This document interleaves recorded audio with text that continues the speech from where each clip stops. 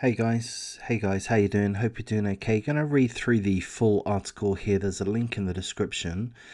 It is tragic, and I'm gonna provide a trigger warning. There are some details in regards to the injuries suffered by this 1-year-old boy that you see in front of you, allegedly at the hands of his parents. The boy's name is Rashid Bryant, and this is quite the saga. I'm not quite sure what words to use, but essentially this boy has been massively let down, obviously by those responsible for his death and ongoing child abuse during his very short life. But I'm gonna choose my words somewhat carefully. We have to question the Department of Children and Families actions within this situation, their involvement. I mean, in the job title, I used the term cover up. I don't know that this is a cover up, but that's what springs to mind. There seems to be inconsistencies highlighted within this article of the behavior and actions of the Department of Children and Family in regards to the young boy, Rashid Bryant. Um, they were called out. We'll look through the details just to make sure I've got everything correct, but they were called out 24 times. They were seemingly aware of at least some of the abuse, some of the injuries that the boy was suffering, yet they did not take action. We'll look through it again. Hopefully I've not misspoken there. We'll read through just to refresh my memory. And so I'll go through that now. If you do like this kind of content, do give me a bit of encouragement. Let me know. Like, comment, subscribe, share the video. It is a very dark topic, so a trigger warning. And where it's green, there will be some details which, so the trigger warning will kick in at that point. Recently unsealed records revealed how a 1-year-old Florida boy died in November 2020 with signs of abuse and neglect. The Miami Herald reported that the mother and father, Jabora Derris and Christopher Bryant, 32 years of age and 36 years of age, were investigated 24 times for abuse and neglect before their son, Rashid Bryant, was found dead in bed. The toddler had spent most of his life as a ward of the state, but he was returned to his parents 3 months before his death. I'm just going to make a comment here. I don't wish to be disrespectful, of course. Doesn't he look like such an awfully, awfully sad boy? Isn't that? I mean, that is just like the epitome, am I using the right word, of sadness.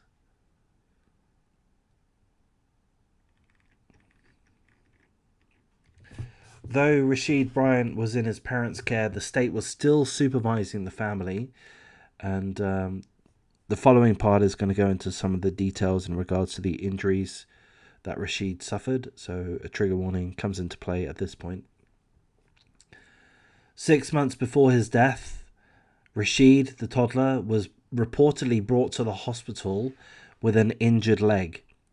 Before that, Derris, that is the mother, Derris reportedly texted one of his son's aunts about beating the boy, about beating Rashid.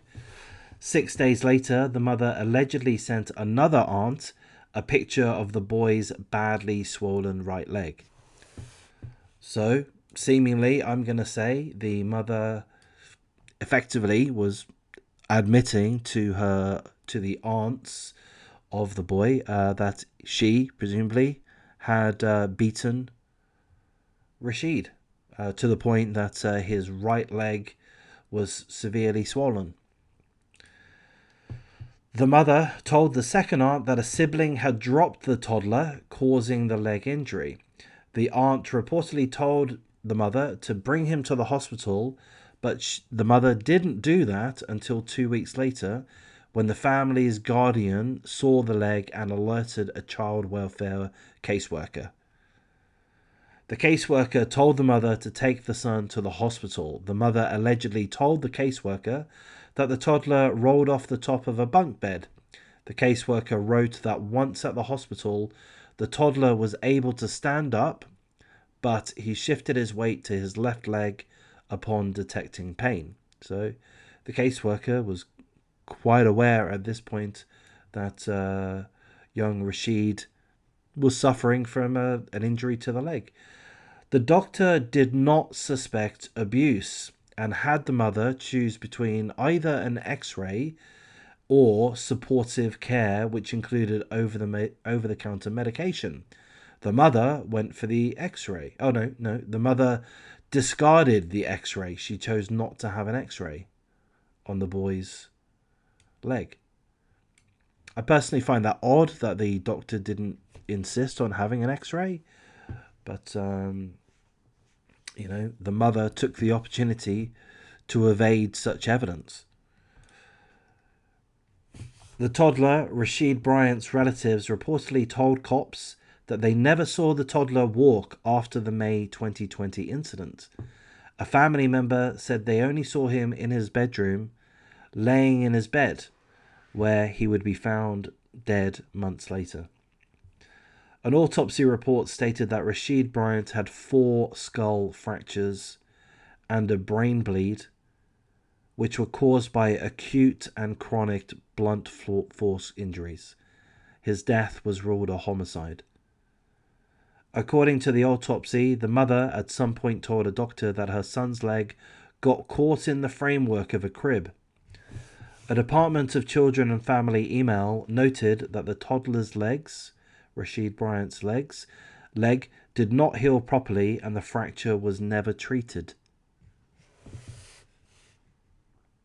I mean, this is all disgusting, that not treating a fracture, but of course it kind of pales into insignificance to some degree. Not insignificance, but it pales in comparison to 4 skull fractures and a brain bleed. Despite this, the Department of Children and Family claimed they were sealing the records pertaining to Rashid Bryant's case. They didn't want anyone to have access to the records of this case. They wanted it sealed, unable to be scrutinized by anybody. That's what the Department of Children and Family tried to do. And they did this because there was no determination as to whether he died of abuse or neglect. In early March, the judge ruled the records to be unsealed, as they found many of the Department of Children and Family Agency's claims to be false. For instance, the Department of Children and Family sought custody of Rashid Bryant's siblings a week after Rashid's death. Yet, in a sworn statement, it said the toddler's injuries and death were caused by abuse. So, according with that example there, the Department of Children and Family acknowledged in some of their reports that the toddler died and was injured due to abuse and neglect. Yet in other areas they deny knowledge of that. Days after their son's death, the 2 parents were charged with medical neglect leading to great bodily harm. And the neglect charges against the parents were upgraded to manslaughter and aggravated child abuse. They're currently awaiting trial. So I'm going to wrap things up here. Of course, it's an absolutely hideous situation.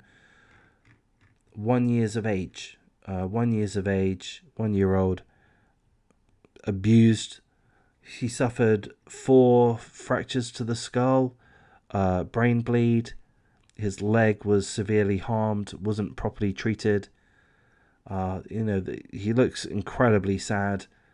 But he's been let down again by, as far as I can tell, allegedly, potentially let down by the Department of Children and Family, that went to see them 24 times. They had all of these contradictory information in their reports, and they failed to take action. So again, I'm going to wrap things up here. If this is the kind of content that you feel there's value in, then please do give me a little bit of encouragement. Like, comment, subscribe, share the video. I do unfortunately have other videos pertaining to similar subjects. Perhaps have a look at my playlist. There are similar subjects, or have a look through the recent videos. Have a look at a few of them, and I'll thank you for your time.